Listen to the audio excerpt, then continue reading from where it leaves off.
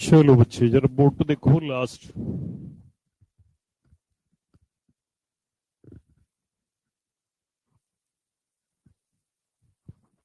Turn पे YDSC तक हो गया था। उस YDSC के टोटल 10 कंक्लूजन्स हैं जिसके ऊपर नीट में काफी सारे क्वेश्चंस हैं। मैं सारे कंक्लूजन पहले एक एक करके डिस्कस करता हूं, उसके बाद फिर आप लिखना। चलो कॉपीज को बंद कर दो और थोड़ी देर के लिए बोर्ड पे देखो। थोड़ा ध्यान से सुनना। कल बताया था कि 3 दिन का YDSC है। एक लेक्चर कल निकल गया, दूसरा आज और कल तीसरा। बस ये 3 लेक्चर में YDSC और इंटरफेरेंस खत्म हो जाएगा। मेन पार्ट करीब करीब खत्म हो जाएगा, जिसमें आज का लेक्चर सबसे भारी है क्योंकि इसमें बहुत सारे क्वेश्चंस आएंगे जो प्रीवियस ईयर्स में नीट में आए हुए हैं। चलो जरा सारे बोर्ड पे देखो बच्चे। YDSC का फर्स्ट पॉइंट सेज कि YDSC it obeys the law of conservation of energy.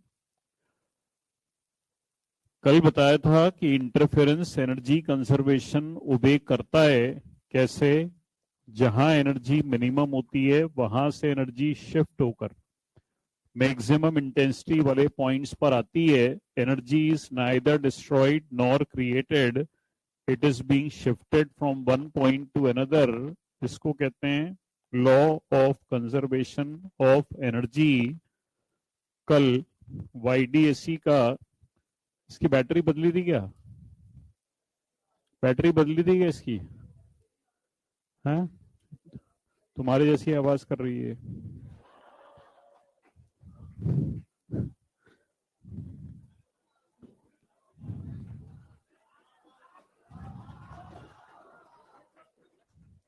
आवाज कैसी आ रही है इसमें?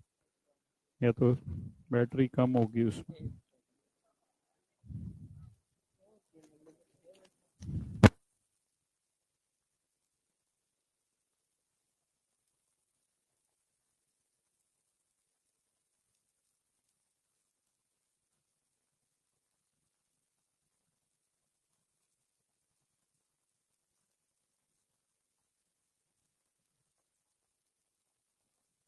चलो आवाज तो मोटी आ रही है।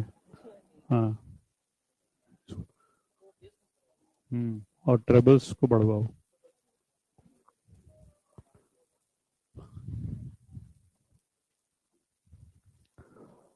चलो बच्चे, तो ये तो फर्स्ट पॉइंट हो गया। YDSC it obeys the law of conservation of energy. कल YDSC का फिगर ड्रॉ किया था। फिगर कुछ इस तरीके से बनाया था। इस फिगर में अगर एक स्लिट के सामने ब्लू और दूसरी स्लिट के सामने रेड कलर का ट्रांसपेरेंट पेपर रख दें। दिवाली पे जो घरों में झालर यूज करते हैं उस झालर में जो बल्ब होते हैं वो सब में सेम होता है। आगे जो कैप होता है वो अलग अलग कलर्स का होता है। उसकी वजह से वो झालर रंग बिरंगी नजर आती है। यहां भी यही है। सोर्स तो एक है लेकिन अलग अलग कलर के ट्रांसपेरेंट पेपर अगर दोनों स्लिटों के सामने रख दें तो सोर्स से लाइट जाएगी। जब ब्लू कलर के पेपर को क्रॉस करके बाहर निकलेगी तो ब्लू कलर की दिखाई देगी। जब रेड कलर के पेपर को क्रॉस करके बाहर निकलेगी तो रेड कलर की दिखाई देगी। दो अलग अलग कलर की वेवलेंथ्स अलग अलग होती हैं। कल डिस्कस किया था कि इंटरफेरेंस होने के लिए दो वेव्स की फ्रीक्वेंसी, वेलोसिटी, वेवलेंथ सब सेम होना चाहिए। अगर वेवलेंथ अलग अलग हो जाएगी तो इंटरफेरेंस नहीं होगा। एग्जाम में कोई से भी दो डिफरेंट कलर्स आ सकते हैं। आवाज तो सही नहीं है ना? मेरी तो आवाज बहुत प्यारी है। उसको सही करो, उसको बुलाओ माइक वाले को, उसको बोलो कि सर कह रहे हैं कि माइक में फॉल्ट है।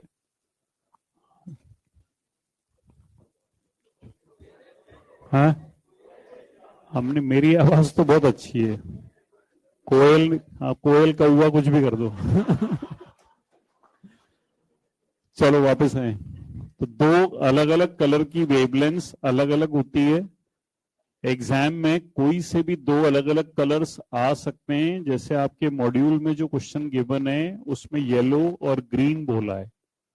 तो जब भी दो अलग अलग कलर्स होंगे तो इंटरफेरेंस फिनोमेना नहीं होगा, क्योंकि कलर्स अलग अलग होंगे तो वेवलेंथ अलग अलग होगी।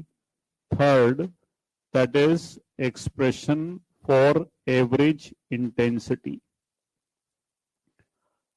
मैथमेटिक्स में अगर दो क्वांटिटीज का एवरेज निकालना है तो दोनों को जोड़ के 2 से डिवाइड कर दें। ब्राइट पर इंटेंसिटी मैक्सिमम होती है, डार्क पर मिनिमम होती है। आई मैक्स का फॉर्मूला कल आया, आई मिनिमम का फॉर्मूला भी कल आया। दोनों को जोड़ के 2 से डिवाइड कर दें तो यहां से एवरेज इंटेंसिटी का फॉर्मूला आ जाएगा I1 प्लस I2। तो जब कभी दो वेव्स की इंटेंसिटी दी हो और एवरेज निकालना हो तो सिंपली दोनों को ऐड कर दें, दैट इज एवरेज। नीट में जो क्वेश्चन आया वो 4th पॉइंट से आया, जिसको कहते हैं relation between intensity and slit width. 2 bar question exam में यहां से आया। स्लिट विड्थ का मतलब होता है साइज ऑफ स्लिट। इस छोटे से होल के साइज को स्लिट विड्थ कहते हैं। अगर इस स्लिट विड्थ का साइज बढ़ाएं तो यहां से ज्यादा लाइट क्रॉस करेगी। Light is a form of energy. Light बढ़ जाएगी यानी एनर्जी बढ़ जाएगी तो इंटेंसिटी स्लिट विड्थ के प्रोपोर्शनल होती है। और कल लिखा था कि intensity is proportional to square of amplitude. NEET 2015 में स्लिट विड्थ का रेशो दिया, इंटेंसिटी का रेशो कैलकुलेट करने के लिए बोला। वो क्वेश्चन आज करोगे, उसमें इसी फॉर्मूले का यूज करेंगे। 5th, अगर यंग्स एक्सपेरिमेंट को पानी में करें। कल जब प्रैक्टिकल को एयर में किया था तो फॉर्मूला लिखा था बीटा बराबर लैम्डा डी बाई डी। अगर प्रैक्टिकल को पानी में करेंगे तो फॉर्मूला लिखेंगे बीटा बराबर लैम्डा डी बाई डी। रे ऑप्टिक्स में पढ़ाते हैं कि हर मीडियम में वेवलेंथ अलग अलग होती है। एयर में अलग होती है, पानी में अलग होती है। रे ऑप्टिक्स में ये भी पढ़ाते हैं कि जब कभी कोई लाइट एक मीडियम से दूसरे मीडियम में जाती है तो रिलेटिव रिफ्रैक्टिव इंडेक्स का फॉर्मूला होता है 1μ2 इज इक्वल टू λ1 बाय λ2। ये रे ऑप्टिक्स में आता है 1μ2 इज इक्वल टू λ1 बाय λ2।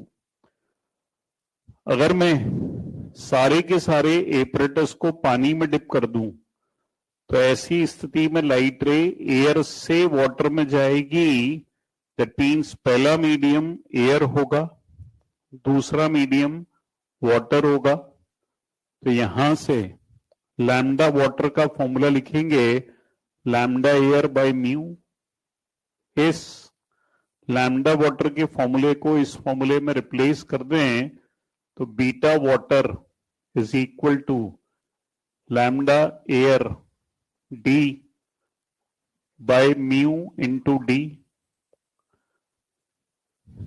इस lambda air D by D को लिख दें बीटा एयर। तो यहां से रिलेशन बनेगा beta water is equal to beta air by mu. Ray optics में ये भी बताया जाता है कि पानी का रिफ्रैक्टिव इंडेक्स 4/3 होता है, यानी 1 से बड़ा होता है। मैथमेटिक्स में अगर किसी क्वांटिटी को 1 से बड़ी क्वांटिटी से डिवाइड करें तो आंसर हमेशा छोटा आएगा। तो पानी में फ्रिंज विड्थ एयर के कंपैरिजन में कम हो जाएगी। एग्जाम में जरूरी नहीं है कि पानी के ऊपर क्वेश्चन आएगा। अगर पानी पे आएगा तो इस फॉर्मूले को यूज कर दोगे, पर पानी की जगह कोई और लिक्विड आएगा तो भी फॉर्मूला तो ये यूज करोगे, लेकिन म्यू उस लिक्विड का क्वेश्चन में गिवन हो। मान लो मैं क्वेश्चन दूं कि सपोज YDSE को चाय में करें तो beta chai is equal to beta air by mu, mu for chai will be given. पानी का रिफ्रैक्टिव इंडेक्स एग्जामिनर नहीं देता। नीट ने 2019 में जो क्वेश्चन पूछा उसमें इस फॉर्मूले का यूज होना था, ये भी आज आपको करना है। इन सब के ऊपर कुछ ना कुछ पेपर में है, इसके लिए सारे पॉइंट्स बड़े क्रूशल माने जाते हैं। सिक्स्थ जिसको कहते हैं एंगुलर फ्रेंच विड्थ, जिसको लिखते हैं WA से। 3 क्वेश्चन पिछले 3 सालों में यहां से आए। एंगुलर फ्रेंच विड्थ, बहुत ध्यान से सुनना, वो तीनों क्वेश्चन आ जाएंगे। एंगुलर फ्रेंच विड्थ को डिफाइन करते हैं, it is the angle subtended by central bright and first bright at the centre of the slits. कल वाले लेक्चर में हमने YDSE जो फिगर बनाया था उसमें स्लिट का सेंटर बनाया O, स्क्रीन का सेंटर बनाया C, दोनों के बीच में डिस्टेंस लिया D, सेंटर पे बनाई 0 नंबर की ब्राइट, इसके बाद बनाई फर्स्ट डार्क, इसके बाद बनाया फर्स्ट ब्राइट। 2 ब्राइट के बीच में डिस्टेंस होता है बीटा। अब डेफिनेशन पढ़ते हैं।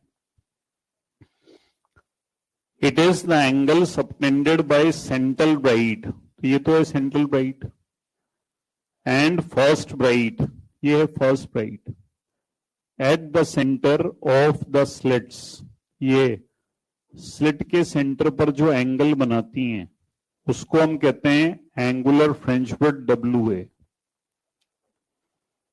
ट्रिग्नोमेट्री ट्रायंगल में यूज करें।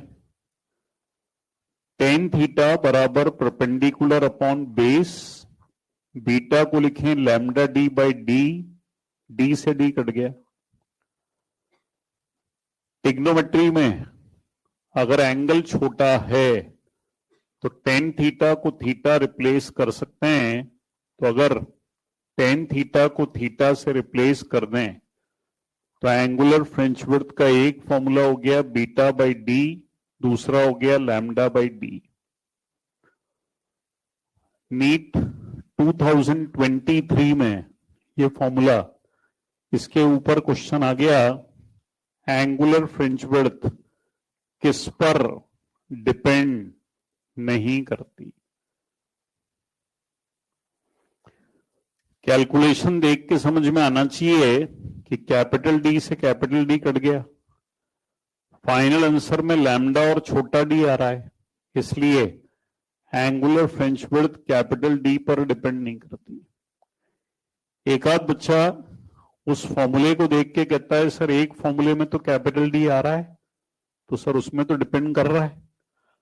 मान लो एग्जाम में क्वेश्चन आ जाए जिसमें लैम्डा, छोटा d और कैपिटल D दे दें और फिर ये बोलें कि एंगुलर फ्रेंच विड्थ निकालो, तो हम लैम्डा बाई D तो सॉल्व करेंगे, ऐसा तो करेंगे नहीं कि पहले बीटा निकालेंगे पर D को डिवाइड करेंगे।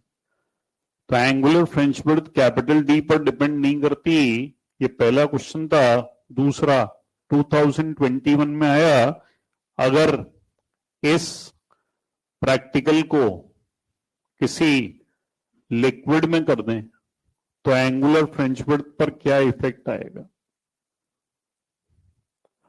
सारे ध्यान से देखो, बीटा लैम्डा के प्रोपोर्शनल होता है, एंगुलर फ्रेंच विड्थ भी लैम्डा के प्रोपोर्शनल होती है, तो जो फॉर्मूला बीटा का होगा वही एंगुलर फ्रेंच विड्थ का होगा। तो जैसे हमने इसका फॉर्मूला लिखा कि angular fringe width in some liquid that will be equal to air upon mu, जिस मीडियम की बात होगी उसका रिफ्रैक्टिव इंडेक्स दिया जाए। 2021 में ये पूछा। आप में से जो बच्चे रेस करते हैं या जो इलस्ट्रेशंस वगैरह करते हैं, वहां क्वेश्चन दिया है कि if angular position of first dark fringe is asked. अगर पहली डार्क की एंगुलर पोजीशन, ये पहली डार्क है, एंगुलर पोजीशन का मतलब होता है पहली डार्क सेंटर पर कितना एंगल बनाएगी। तो जब पहली डार्क को देखोगे तो इन दोनों से बनने वाला एंगल निकालोगे, तो उस एंगल को WA की जगह अगर अपन मैं थीटा लिख दूं तो ये डिस्टेंस लेना पड़ेगा। तो अगर ये बीटा है तो ये β/2 होगा, थीटा को लिखेंगे β/2 अपॉन डी, बीटा को लिखेंगे λd/d, डी से डी कट जाएगा, तो यहां से फॉर्मूला बन जाएगा λ/2d। आज क्वेश्चन इस पर भी आएगा।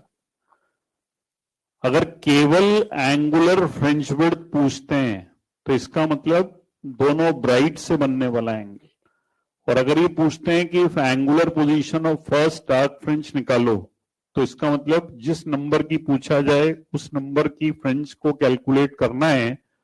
7th नीट में 2 बार 7 के ऊपर क्वेश्चन। ये YDAC का फिगर है। इस डिस्टेंस को लिखते हैं कैपिटल D, इसको लेते हैं छोटा d, यहां लेते हैं सेंटर और यहां लेते हैं पॉइंट P जिसका सेंटर से डिस्टेंस लेते हैं x। सपोज यंग्स एक्सपेरिमेंट को एक बार यंग ने λ1 वेवलेंथ से किया, इस पॉइंट P पर सपोज N1 नंबर की ब्राइट फ्रिंज बनी।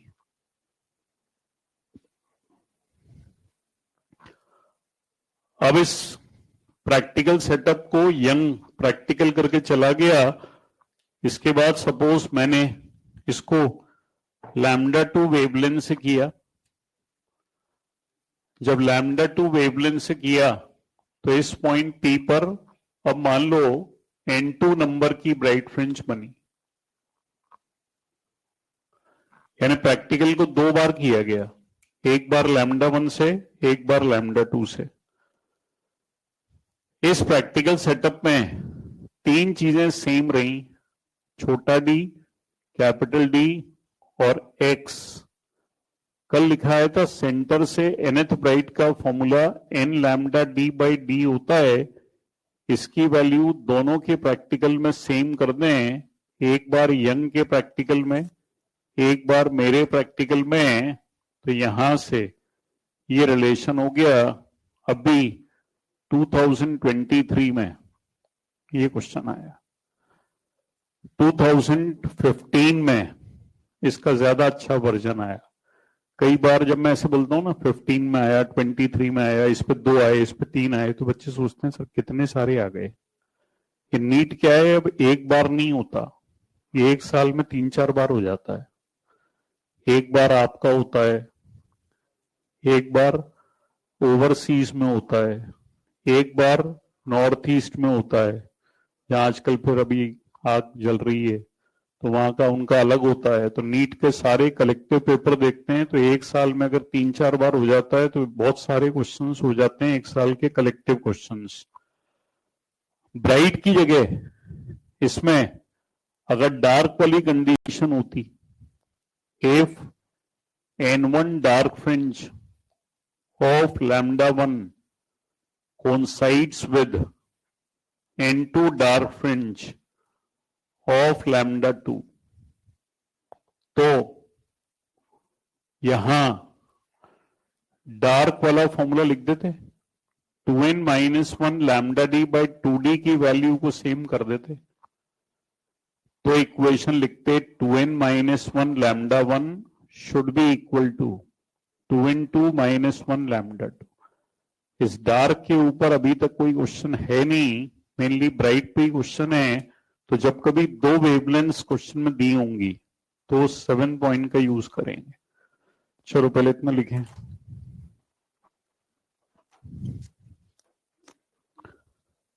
हेडिंग लिखो कंक्लूजन्स ऑफ YDAC। पहले 2 पॉइंट मैं लिखाता हूं, फिर आप लिखना थर्ड से।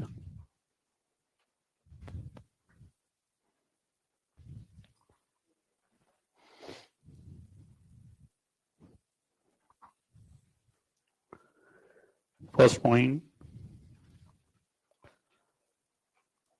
it obeys the law of conservation of energy.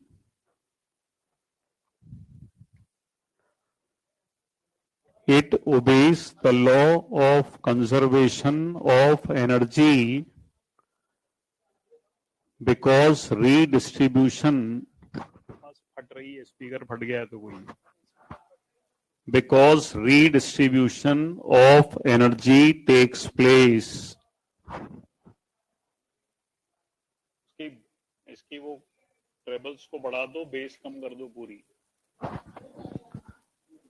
Because redistribution of energy takes place. Second point, if in YDSE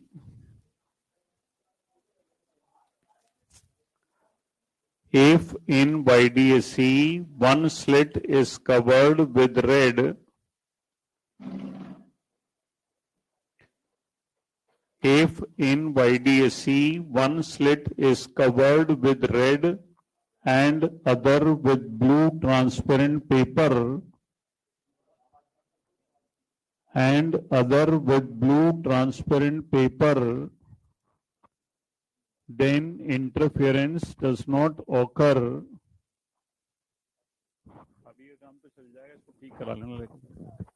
Then interference does not occur because wavelength become different. Then interference does not occur because wavelength become different. Third point से अब आप copy करो, third से लेके last तक.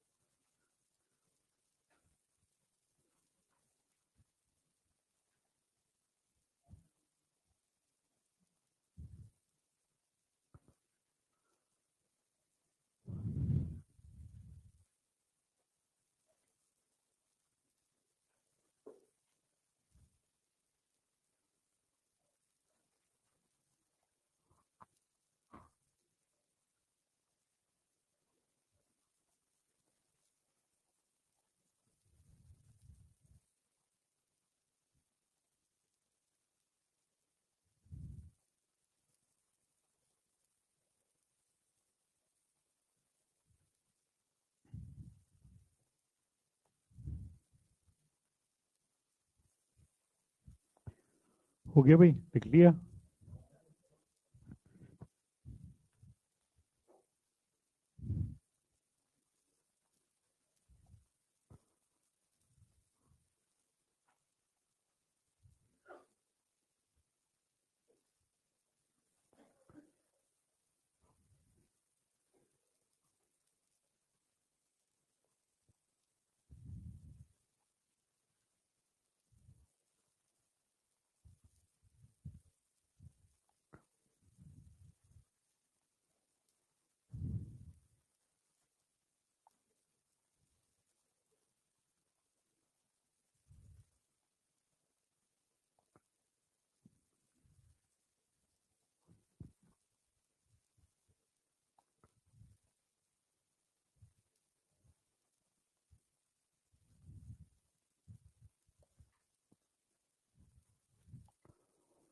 चलो board पे देखो तो लास्ट के 3 पॉइंट्स और डिस्कस करें और उसके बाद फिर क्वेश्चंस पे चलते हैं।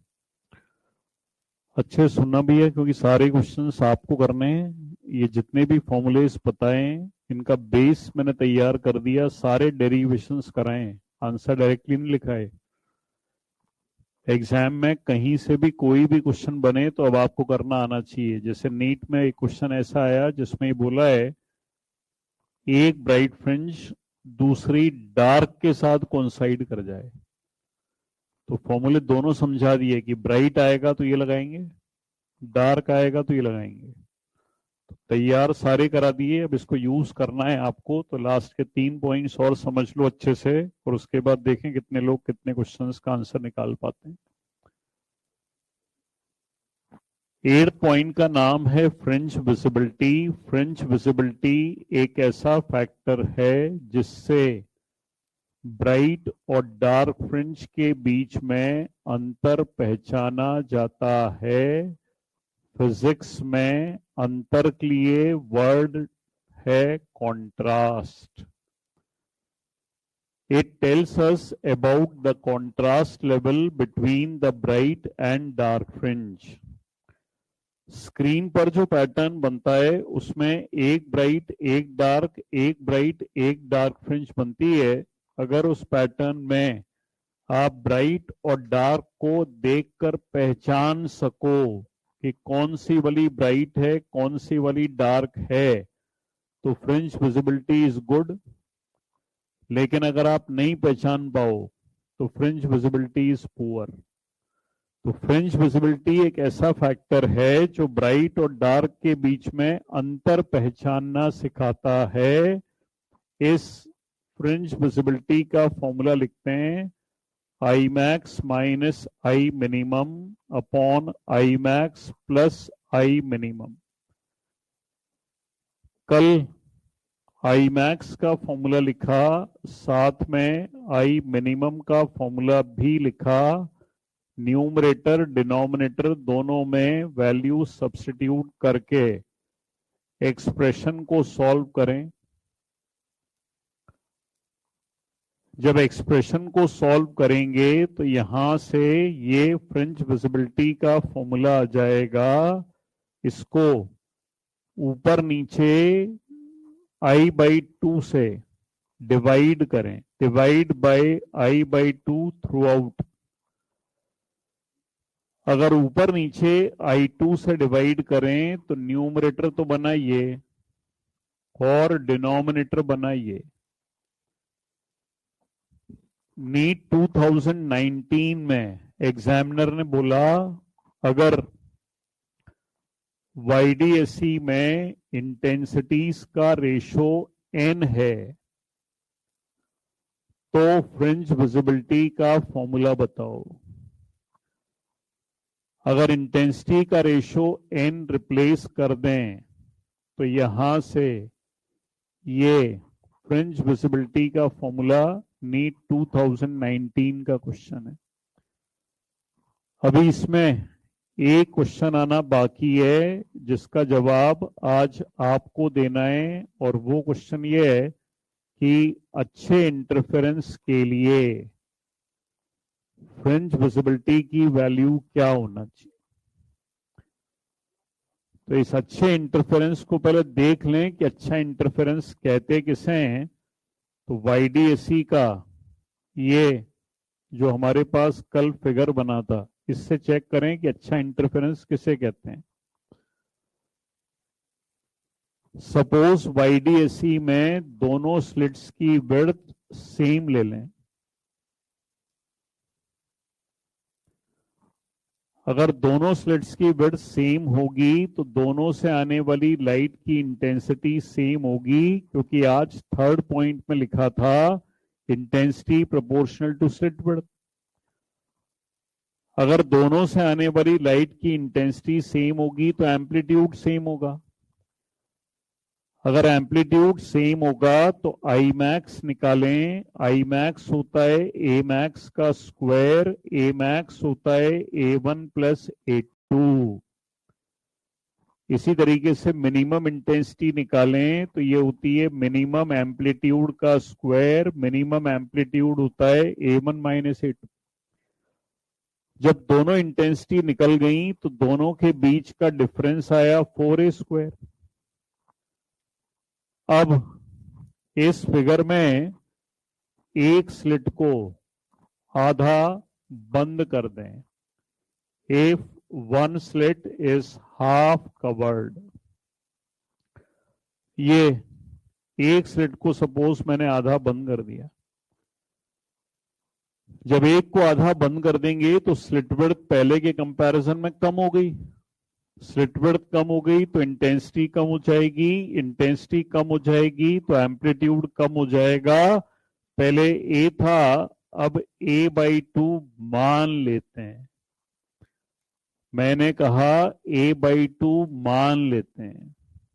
एक आध बच्चा कल ये बोलेगा, सर अगर स्लिट विड्थ आधी हो गई तो इंटेंसिटी आधी हो जाएगी, इंटेंसिटी आधी हो जाएगी तो एम्पलीट्यूड A/√2 हो जाएगा।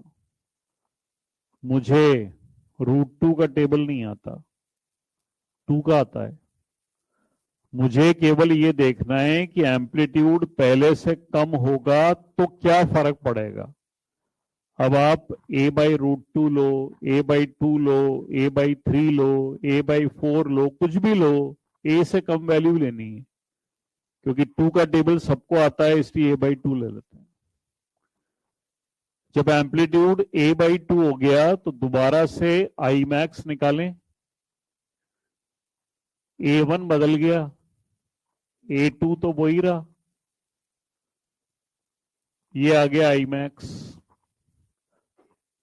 आई मिनिमम निकालें, A1 बदल गया, A2 वही रहा, ये आ गया आई मिनिमम। दोनों के बीच में डिफरेंस देखें, डिफरेंस हो गया 2A स्क्वायर का। पहले डिफरेंस 4A स्क्वायर का था, अब डिफरेंस 2A स्क्वायर का हो गया, और डिफरेंस को कहते हैं कॉन्ट्रास्ट। तो इसका मतलब कॉन्ट्रास्ट पहले से कम हो गया। कॉन्ट्रास्ट कम क्यों हो गया? जो ब्राइट फ्रिंज थी उसकी इंटेंसिटी पहले से कम हो गई। इसका मतलब ब्राइट फ्रिंज पहले के कंपैरिजन में कम ब्राइट हो गई, और जो डार्क थी उसकी इंटेंसिटी पहले के कंपैरिजन में बढ़ गई। दैट मीन्स डार्क फ्रिंज पहले के कंपैरिजन में थोड़ी सी ब्राइट हो गई। अगर दोनों ब्राइट हो गई तो दोनों के बीच में डिफरेंशिएट करना मुश्किल हो जाएगा।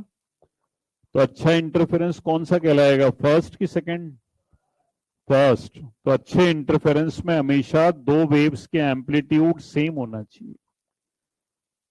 अगर एम्पलीट्यूड सेम होंगे तो इंटेंसिटी सेम होगी।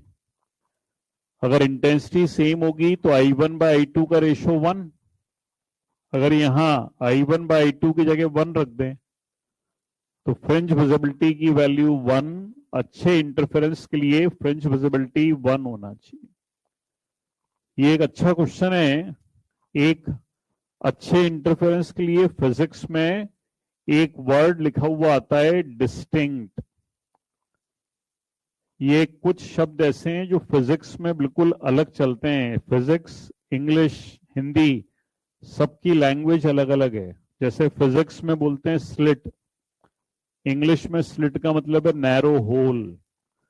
फिजिक्स में कहते हैं कॉन्ट्रास्ट, इंग्लिश में कहते हैं डिफरेंस।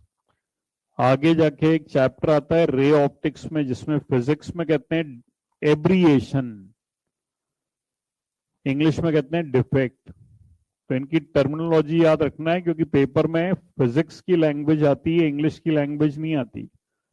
पता चला बिल्कुल लल्लू क्वेश्चन आ गया जिसमें डिफरेंस की जगह वर्ड था कॉन्ट्रास्ट। अब आप ढूंढ रहे हो सर ये कॉन्ट्रास्ट कैसे देखते हैं, तो डिफरेंस को कहते हैं कॉन्ट्रास्ट। ये इस शब्द का मीनिंग है। हमने कल वाईडीएसई को मोनोक्रोमेटिक सोर्स से किया था। मोनोक्रोमेटिक की जगह अगर व्हाइट लाइट सोर्स से करें तो क्या होगा। व्हाइट लाइट सोर्स का मतलब होता है एक ऐसा सोर्स जिससे 7 कलर्स की लाइट एमिट होती है, उसको व्हाइट लाइट सोर्स कहते हैं। मोनोक्रोमेटिक का मतलब होता है जिससे एक वेवलेंथ या एक कलर की लाइट एमिट होती है। ये दोनों में डिफरेंस होता है। तो व्हाइट लाइट सोर्स का मतलब 7 रंग बाहर निकलेंगे, VIBGYOR, 7 रंग बाहर निकलेंगे, VIBGYOR। ये 7 रंग जब दोनों स्लिटों से बाहर निकलेंगे तो वॉयलेट वॉयलेट के साथ इंटरफेरेंस करेगा, पर किसी दूसरे रंग के साथ नहीं करेगा। दूसरे रंग के साथ क्यों नहीं, क्योंकि वेवलेंथ अलग अलग हो जाएगी। वॉयलेट वॉयलेट के साथ, इंडिगो इंडिगो के साथ, ब्लू ब्लू के साथ, ग्रीन ग्रीन के साथ, येलो येलो के साथ, ऑरेंज ऑरेंज के साथ, रेड रेड के साथ। ऐसी स्थिति में 7 कलर की फ्रिंजेस स्क्रीन पर बनेंगी और सातों का सेंटर एक ही होगा। तो सेंटर पे तो बनेगी व्हाइट और चारों तरफ बनेंगी डार्क फ्रिंजेस, ये सॉरी कलर्ड फ्रिंजेस। सेंटर पे व्हाइट क्यों? जब दो वॉयलेट सेंटर पे आके मिलेंगी तो सेंटर पे पाथ डिफरेंस 0 होगा, तो वॉयलेट का मैक्सिमा बनेगा। जब दो इंडिगो सेंटर पे आके मिलेंगी तो सेंटर पे पाथ डिफरेंस 0 होगा, सेंटर पे मैक्सिमा होगा। यानी हर कलर का, ये एक्स्ट्रा एज का एक क्वेश्चन बोल रहा हूं मैं, हर कलर का सेंटर पर 0 ऑर्डर मैक्सिमा बनेगा, जिसके कारण सेंटर पे हमेशा व्हाइट फ्रिंज बनेगी। आईआईटी में क्वेश्चन है, लास्ट ईयर के नोट्स में रेड पेन से लिखा के ये बोला था कि ये आएगा और यही आया। कॉपी में ये लिखाया था कि white colour source is used to find the centre of the screen. अगर मोनोक्रोमेटिक सोर्स से प्रैक्टिकल करते हैं तो एक ब्राइट एक डार्क, एक ब्राइट एक डार्क, ऐसा पैटर्न बार बार रिपीट होता है। सारी ब्राइट सेम इंटेंसिटी की होती हैं, तो ये पता नहीं कर सकते कि कौन सी वाली फ्रिंज सेंटर की है। लेकिन अगर व्हाइट लाइट सोर्स से प्रैक्टिकल को करते हैं तो जहां सेंटर होगा वहीं व्हाइट फ्रिंज बनेगी। तो व्हाइट फ्रिंज जहां बन रही है वो सेंटर इंडिकेट करेगा। पेपर में जब क्वेश्चन आता है तो उसमें लिखा आता है in YDSE how we can find the position of centre of the screen. पहले में ऑप्शन में होता है बाय यूजिंग मोनोक्रोमेटिक सोर्स, दूसरे में होता है बाय यूजिंग सोडियम लैम्प। ये सोडियम शब्द कभी भी आए तो सोडियम का मतलब होता है येलो लाइट। तीसरे में होता है by using white light source, तो व्हाइट लाइट सोर्स टिक करके आना है। इस फिगर को देख के एक आध कल आएगा कंफ्यूज होके, सर आपने फॉर्मूला लिखाया था x बराबर n lambda D by D, तो x प्रोपोर्शनल टू लैम्डा होता है, जिसकी वेवलेंथ ज्यादा उसका डिस्टेंस ज्यादा, तो वेवलेंथ ज्यादा तो रेड कलर की होती है, तो सबसे दूर तो बनना चाहिए रेड। सर आपने नाम उल्टे ही लिख दिए। तो ये नाम उल्टे नहीं लिखे, ये नाम ऐसे ही लिखे जाते हैं। अब क्यों, वो देख लो। सबसे पहले ये फॉर्मूला मोर्स का है, व्हाइट लाइट सोर्स का है ही नहीं, तो पहले तो इसको हटा दें। अब इसका रीजन सुनना, एनसीईआरटी में 2 लाइन में दिया है, पेपर में नहीं आता, पर किसी साल आ जाए तो सही करें आना भैया। इस साल मैंने केवल 2 ही फेस में ऑप्टिक्स पढ़ाई है, एक एफ में और एक यहाँ, इसके बाद में किसी फेस में पढ़ा भी नहीं रहा। हालांकि ये मुझसे कह रहे हैं कि आपको 2 फेस और पढ़ाने हैं, पर मैंने उनको बोल दिया कि नहीं, मुझे सारे फेस नहीं पढ़ाने, फिर अगले साल क्या पढ़ाऊंगा। सबको एक ही साल सिलेक्ट थोड़ी करा सकते हैं।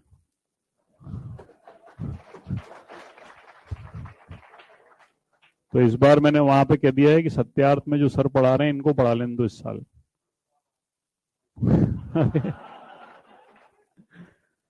तो जरा ध्यान से सुनना, ये सब पिछले सालों के नोट्स में नहीं होगा जो मुझसे नहीं पढ़े हैं, जरा ध्यान से सुन लो, ये सब मैं ही बताता हूं। जब 2 वॉयलेट सेंटर के पास में आके मिलती हैं, तो उनके मिलने से यहां डिस्ट्रक्टिव इंटरफेरेंस होता है, जिसके कारण डार्क फ्रिंज बनती है, अंधेरा होता है। तो 2 वॉयलेट जब सेंटर के पास मिलती हैं तो वहां डिस्ट्रक्टिव इंटरफेरेंस होने की वजह से अंधेरा होता है, जिसके कारण वॉयलेट कलर वहां नहीं दिखता। लेकिन जब 2 रेड सेंटर के पास मिलती हैं तो उनके मिलने से वहां कंस्ट्रक्टिव इंटरफेरेंस होता है, इंटेंसिटी बहुत ज्यादा होती है, जिसकी वजह से रेड कलर दिखाई देता है। इसलिए सेंटर के पास रेड कलर की फ्रिंज बनती है, वॉयलेट नहीं बनती। पेपर में नहीं पूछते, पर किसी दिन पूछ लें तो लिख के, यानी ये बात ध्यान रखना कि सेंटर के पास कौन सी बनती है। ज्यादातर बच्चे वो x बराबर n lambda D by D लगा देते हैं उस दिन, क्योंकि बच्चा बेचारा उस दिन बहुत परेशान होता है, उस दिन बहुत टेंशन में होता है, वो जल्दबाजी में वो सारे फॉर्मूले दिमाग में लगाता है जो नोट्स में लिखे होते हैं। कंसेप्ट तो बाद की बात है, सर फॉर्मूले ढूंढ रहा हूं। तो इसको ध्यान रखना भैया, ये एक बड़ा अच्छा पॉइंट था। क्लास 12th के बाद जब 3 साल ग्रेजुएशन करते हैं, बीएससी करते हैं, तो वाईडीएससी वाला प्रैक्टिकल्स कॉलेज में कराया जाता है। अब आपसे, यानी आपसे अगर मैं कहूं कि वाईडीएससी करना है, तो सारी की सारी क्लास मना कर देती है, नहीं करना सर। भाई क्यों नहीं करना सर, वो बीएससी थोड़ी करना है मुझे। ये हर साल ऐसे ही कहता हूँ मैं बच्चों से कि वो बीएससी में कराया जाता है, तुमको करना है? नो सर, हमको थोड़ी बीएससी करना है, मेरे को तो डॉक्टर कंपाउंडर ये बनना है। अब सुनो, मैं कराता हूं, बिना बीएससी किए मैं करा देता हूं।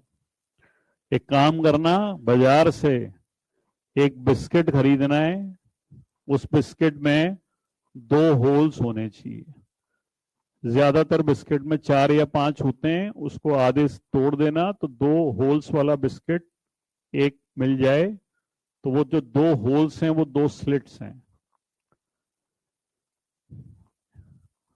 रूम में अंधेरा कर देना, दीवार के सामने बिस्किट, ये आ गया, और ये एक टॉर्च, टॉर्च लेना जिससे पीली लाइट निकल रही हो, क्योंकि वो मोनोक्रोमेटिक हो जाएगी। इस बिस्किट के सामने इस टॉर्च को जला देना, टॉर्च के होल्स या इस बिस्किट के होल्स से लाइट पास होके सामने दीवार पर फ्रिंजेस दिखना शुरू हो जाएंगी। ये फ्रिंज पैटर्न जो स्क्रीन पर दिखाई देगा, आपको दीवार पर कुछ इस तरीके की फ्रिंजेस बनना शुरू हो जाएंगी। इसे कहते हैं हाइपरबोलिक फ्रिंजेस। ये प्रैक्टिकल करके ही दिखता है, इसका कोई मैथमेटिकल डेरिवेशन नहीं है, इसलिए मैंने कहा कि इसको करके देख सकते हैं।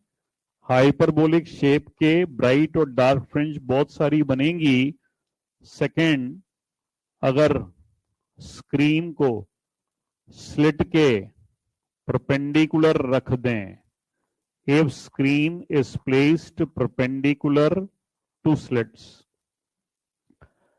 यंग ने जब प्रैक्टिकल को किया तो स्क्रीन और स्लिट एक दूसरे के पैरेलल थी। पैरेलल ना होके अगर परपेंडिकुलर रख देते ऐसे, तो उस केस में S1 S2 से लाइट जाती, स्क्रीन पर कंसेंट्रिक सर्कुलर फ्रिंजेस बना देती। Concentric circular fringes. तीसरा और आखिरी केस कहता है, अगर d की वैल्यू d के कंपैरिजन में बहुत ज्यादा हो, छोटा d मिलीमीटर में, कैपिटल D मीटर में, तो ऐसी स्थिति में स्क्रीन पर जो फ्रिंजेस बनती वो स्ट्रेट लाइन शेप की बनती। ये तीन अलग अलग कंडीशंस हैं, एनसीईआरटी में कंप्यूटराइज्ड बनी हुई है। एनसीईआरटी में कंप्यूटर से ये बनी हुई है, नीट में आज तक एक भी नहीं आई। कुछ नया आना होगा तो यहां से क्वेश्चन बनेगा। हाइपरबोला के नाम से आंसर कब आता है? जब क्वेश्चन में लिखा होगा इन YDSC using monochromatic source what is the shape of fringes obtained on screen, तब टिक करना है हाइपरबोला। बाकी दोनों में तो एक में परपेंडिकुलर और एक में capital D much much greater than D लिखा होता है। चलो कॉपी करो और एग्जाम्पल्स लिखो।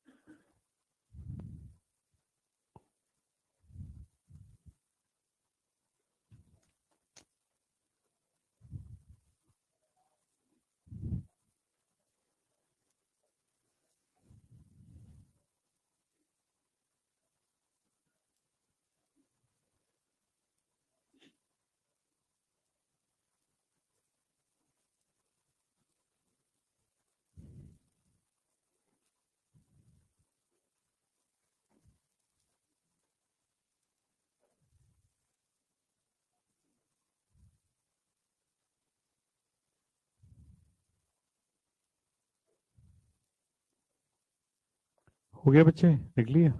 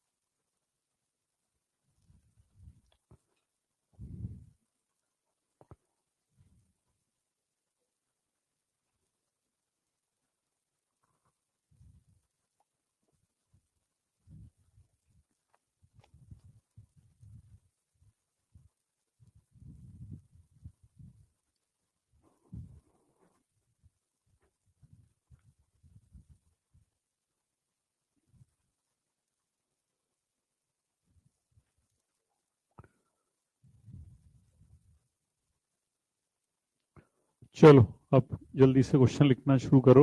अपने आप पहचानो आज के जो फॉर्मूले डिस्कस हुए हैं उनके ऊपर एग्जाम्पल्स हैं।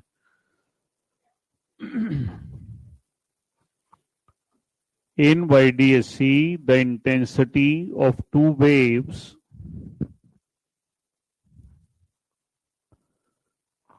in YDSC, the intensity of two waves are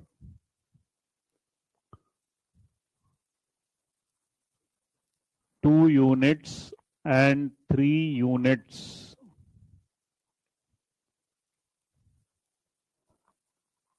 Then find the value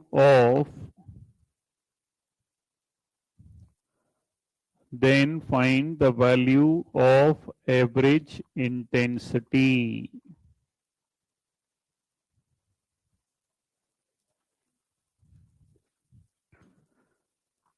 आज का थर्ड कंक्लूजन था एवरेज इंटेंसिटी का फॉर्मूला I1 प्लस I2। ज्यादातर बच्चे ईयर एंड में एवरेज ही निकाले आते हैं। एवरेज आ जाता 2 plus 3/2।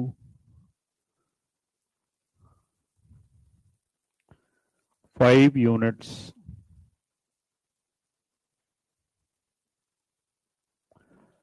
Next, in YDSC, the ratio of slit width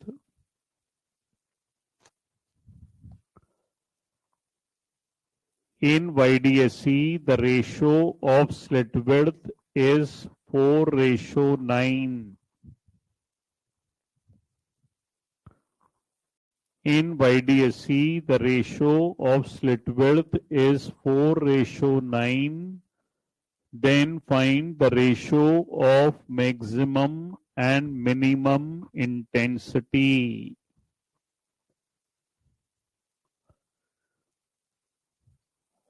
Then find the ratio of maximum and minimum intensity. हाँ जी, जेई और नीट दोनों में आया।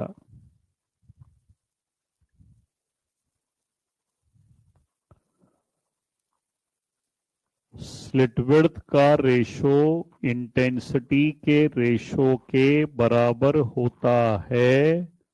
निकालना मैक्सिमम और मिनिमम का रेशो है।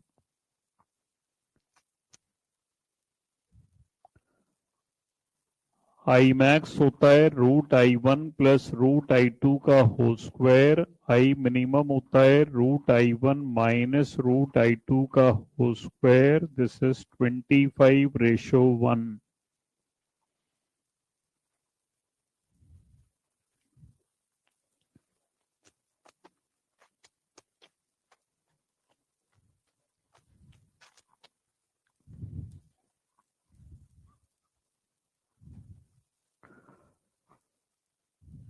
In YDSE, the ratio of slit width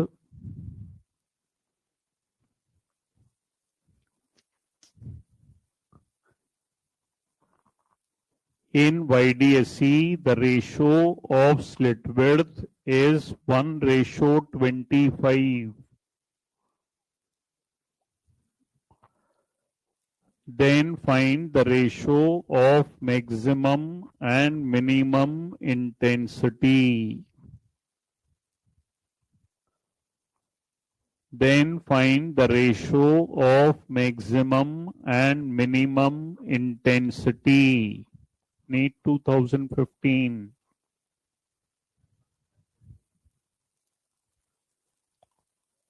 same तरीके से करो जैसे पहले वाला किया.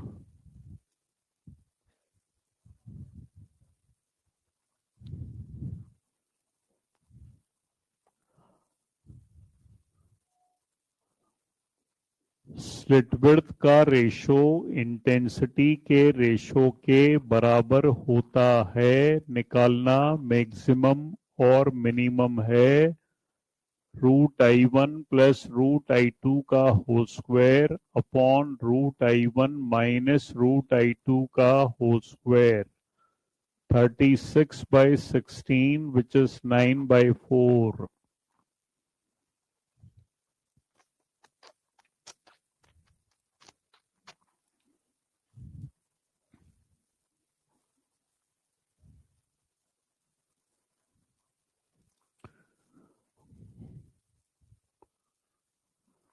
YDSE is first performed in air.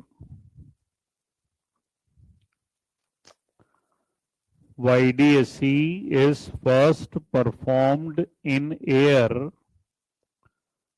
and then in a medium. And then in a medium.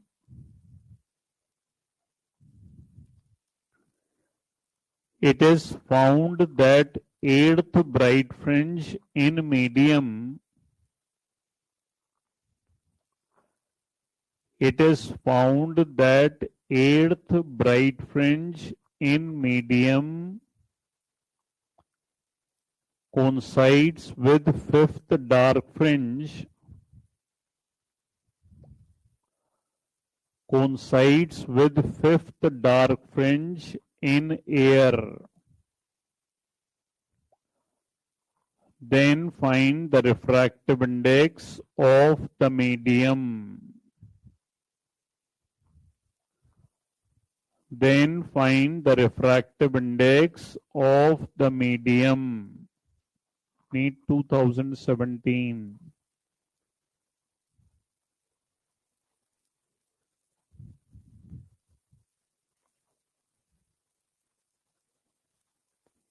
Eighth bright in medium coincides with fifth dark in air.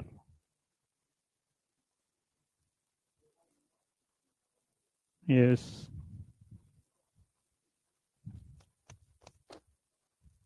Yes. nth bright का formula लिखाया था n लैम्डा d/d. डार्क का formula लिखा था 2n-1 lambda d/2d.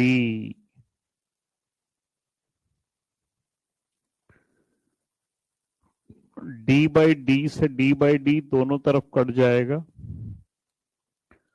आज ही बताया कि medium में वेवलेंथ एयर के कंपैरिजन में म्यू टाइम्स कम हो जाती है. लैम्डा एयर से लैम्डा एयर दोनों तरफ कट जाएगा. This is 16/9.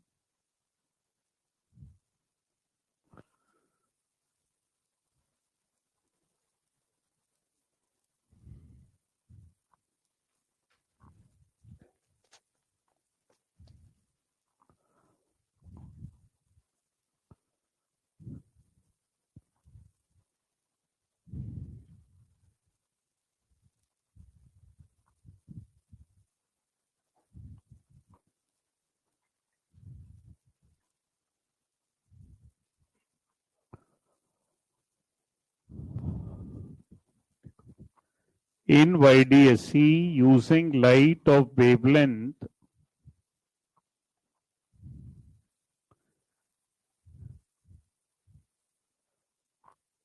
in YDSC, using light of wavelength 6000 angstrom,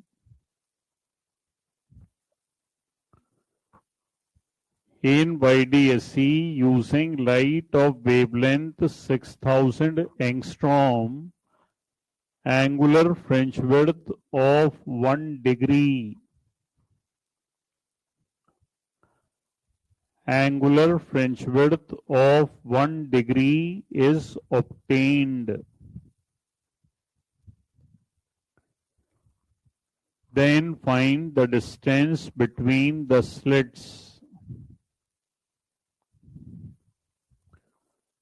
Then find the distance between the slits.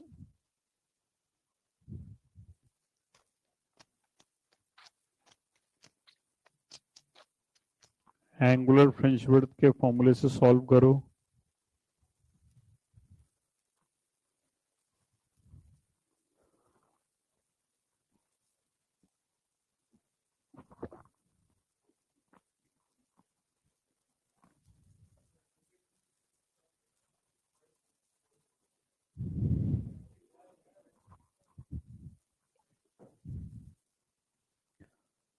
Lambda angstrom से मीटर डी निकालना है. Angular fringe width 1 degree. Calculation degree में नहीं करते, डिग्री को रेडियन में चेंज करेंगे. पाई बाय 180 से multiply. 18 6 108.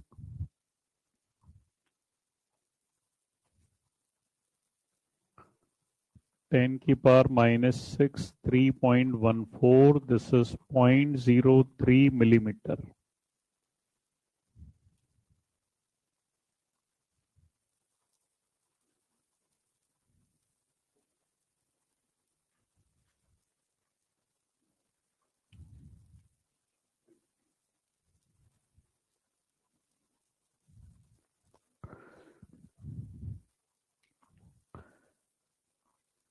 In YDSC, light of wavelength 400 nanometer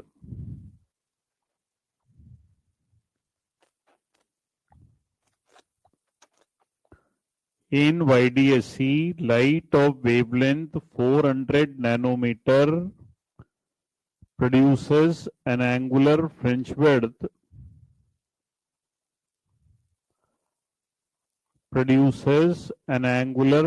width of 0.2 degree on the screen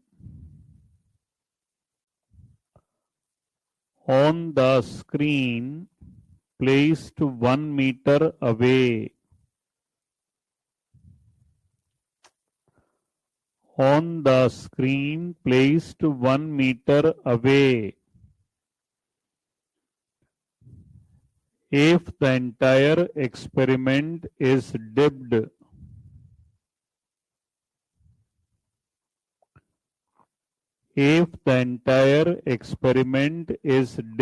in water, then find the French width. Then find the angular French width. Then find the angular French width. NEET 2022.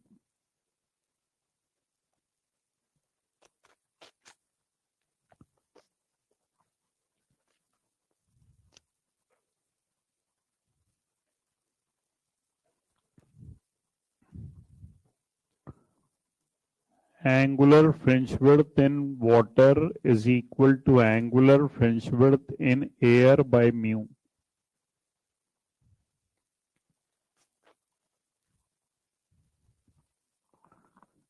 Air में French width दिए, पानी का refractive index याद होना चाहिए 0.15 degree.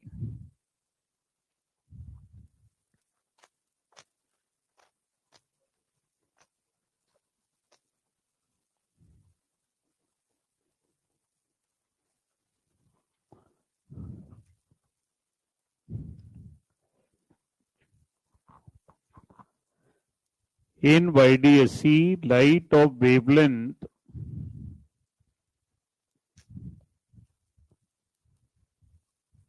in YDSC, light of wavelength 5000 angstrom is used to illuminate the two slits. In YDSC, light of wavelength 5000 angstrom is used to illuminate the two slits placed 0.1 upon pi, board पे लिखा है, placed 0.1 upon pi millimeter apart. Then find the angular position. Then find the angular position of first dark fringe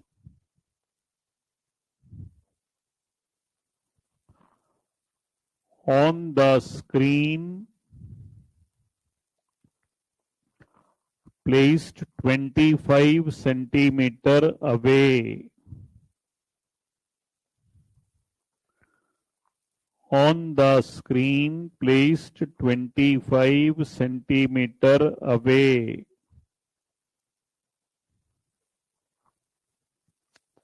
Solve.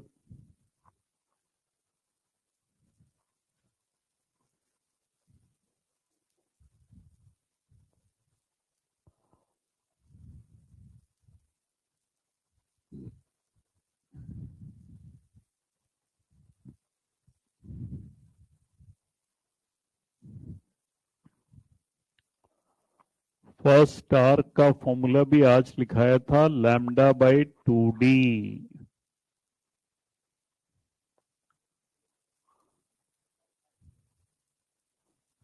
D millimetre से metre. Point. इससे जो value आएगी वो आएगी radian में. 4 ऑप्शंस दिए होंगे डिग्री में, तो रेडियन को डिग्री में चेंज करेंगे तो 180 बाई पाई से मल्टीप्लाई, तो ये पाई से पाई तो कट जाएगा. 18 5 से 90 बाई 2, 0.45 डिग्री.